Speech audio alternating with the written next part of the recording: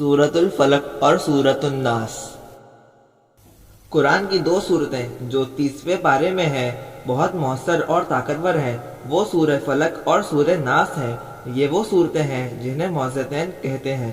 معوذتین کا مطلب ہے وہ صورتیں جنہیں پڑھ کر اللہ تعالیٰ کی پناہ لی جاتی ہے اور اللہ تعالیٰ کی حفاظت حاصل کی جاتی ہے۔ ہمارے پیارے نبی صلی اللہ علیہ وسلم ہمیشہ معوذتین پڑھ کر دم کرنے کی تلقین کرتے تھے۔ سورہ فلق۔ بسم اللہ الرحمن الرحیم۔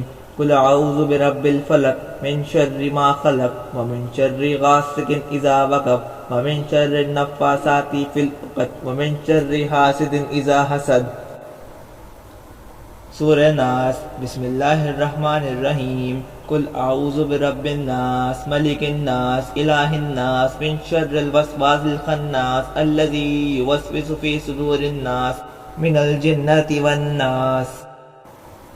فضیلت: جو شخص سورہ فلق اور سورہ ناس صبح و شام 3 مرتبہ پڑھ لے تو ہر موذی کے شر سے حفاظت ہو جاتی ہے۔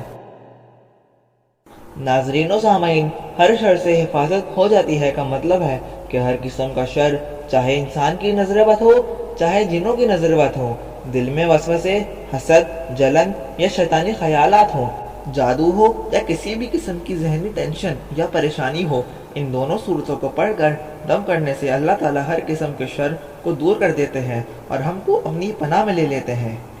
سبحان اللہ۔